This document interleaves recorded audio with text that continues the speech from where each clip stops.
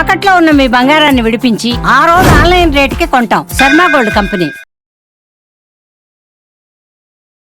అందరికీ నమస్కారం. నా పేరు మాధురి. మీరు చూస్తున్నది సుమన్ టీవీ నెట్వర్క్. ఈ రోజు మనతో పాటు ఉన్నారు ప్రముఖ జ్యోతిష్య వాస్తు పండితులు నానాజీ పట్నాయక్ గారు.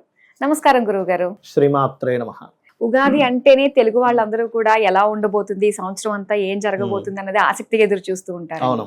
లాస్ట్ ఇయర్ ఆ పేరులోనే పెద్ద దెబ్బ, శ్రీ క్రోధినామ సంవత్సరం పేరులోనే ఉంది. ఇప్పుడు విశ్వవసునామ సంవత్సరం. మరి ఈ సంవత్సరం ఎలా ఉండబోతుంది, ప్రతి ఒక్క రాశి వారు ఎలాంటి జాగ్రత్తలు తీసుకుంటే సంవత్సరం అంతా సాఫీగా సాగిపోతుంది అంటారు? చక్కగా అడిగారమ్మా, చెప్తాను. మనకి పూర్వం చూసుకున్నట్లయితే అంటే క్రోధినామ సంవత్సరం ప్రారంభం ముందే చెప్పుకున్నాం. క్రోధి అంటే కోపాలు, ద్వేషాలు, గొడవలు ఉంటాయి. యాజ్ ఇట్ ఈజ్ అలాగే జరిగింది. దానికి కాక అదొకటే కాకుండా దానికి అధిపతి కుజుడు అయ్యాడు కూడా.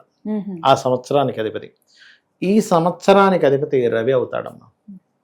ఈ సంవత్సరంలో జరిగే విచిత్రాలు ఏమిటంటే, ఇంకా సంవత్సరం రాకముందే, అంటే మీకు విశ్వవసునామ సంవత్సరం రాకముందే అయితే జనాలు ఈ కోపాలు, ద్వేషాలు ఎన్ని ఉన్నాయో అవి కాస్త తగ్గుతాయి. కానీ ఇంకొక రకమైనటువంటి ఇది స్టార్ట్ అవుతుంది. అది విశ్వవసునామ సంవత్సరం వల్ల కాదు. ఇంకా అసలు మీకు ఏప్రిల్ రాకముందే మార్చి నుంచే స్టార్ట్ అయిపోతుంది ఇది. అదేమిటి అంటే, శని భగవానుడు మీనరాశిలోకి ప్రవేశించే ముందు నుంచే స్లోగా ఒక 1 నెల ముందు నుంచే స్టార్ట్ అయిపోతుంది. ఏప్రిల్లో ఆల్మోస్ట్ మార్చి 29వ తేదీ ప్రవేశిస్తున్నాడు. దానికంటే ముందే నుంచి ఏమవుతుంటుందంటే, ఈ 2.5 సంవత్సరాలు కూడా నాట్ ఓన్లీ విశ్వవసు, మనకి జిహాద్ అనేది ఎలా ఉంది, అలాగే ఒక విహాద్ అంటే మేము వైష్ణవులం, మేమే గొప్ప, శైవులం మాదే గొప్ప, శివుడే గొప్ప అనుకుంటే విష్ణువే గొప్ప అనుకొని ఈ గొడవలు పెరుగుతాయి. మీరు చూస్తూ ఉండండి, కావాలంటే ఖచ్చితంగా దీని ప్రభావం పెరగనుంది. రెండవది ఏంటంటే, అంటే ఇది ఒక రకంగా అందరూ చేస్తారని నేను చెప్పను. కొంతమంది అంటే ఒకే పరమాత్మ విష్ణు రూపంలోని, శివుడి రూపంలోని, శక్తి రూపంలో ఉన్నది ఆయనే, గణపతి రూపంలో ఉన్నది ఆయనే, సూర్యుడి రూపంలో ఉన్నది ఆయనే అనే జ్ఞానం లేని వాళ్ళు ఈ గొడవలు చేస్తూ ఉంటారు. ఈ 2.5 సంవత్సరాల్లో తీవ్రంగా పెరగనుంది. ఒక రకంగా ఏదైనా ఒక వివాదం వచ్చినప్పుడే నిజం తెలుస్తుంది.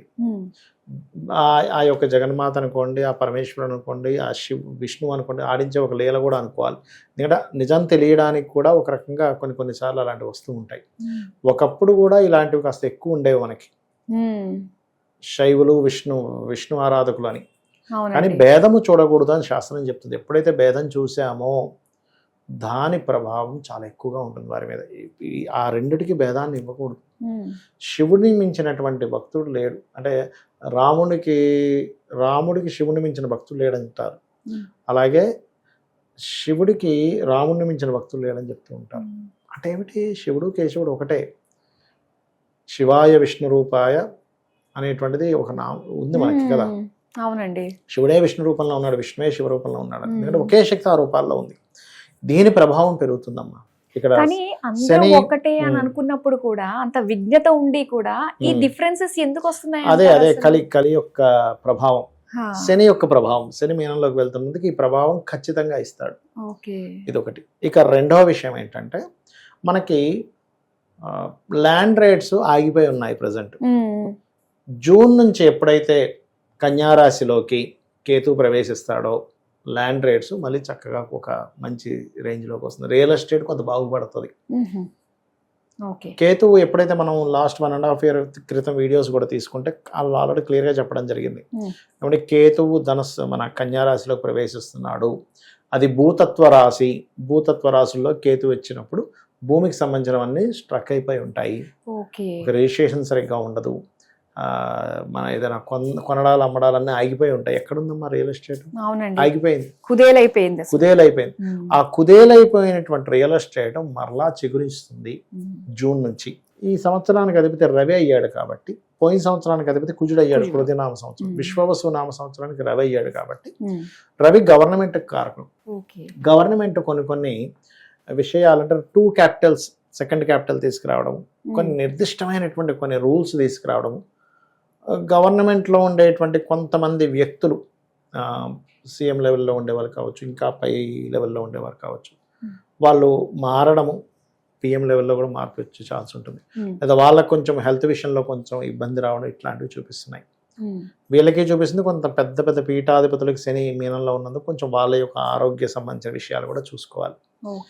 అలాగే రవికి ఈ సంవత్సరం ఇంకొక శుభవార్త ఏమిటంటే రవి యొక్క ఆధిపత్యం ఈ సంవత్సరం ఉంటుంది. సూర్యుడు అధిపతి ఈ సంవత్సరానికి, పోయిన సంవత్సరం ఎలా అయితే కుజుడయ్యాడు, సూర్యుడు అధిపతి అయినందుకు అసలు ప్రాణాంతకమైన రోగాలు కూడా జబ్బులకి మెడిసిన్స్ లేవనుకున్నది ఈ సంవత్సరం అలాంటి కొన్ని ఇన్వెన్షన్స్ జరుగుతాయి, అలాంటి మెడిసిన్స్ వస్తాయి.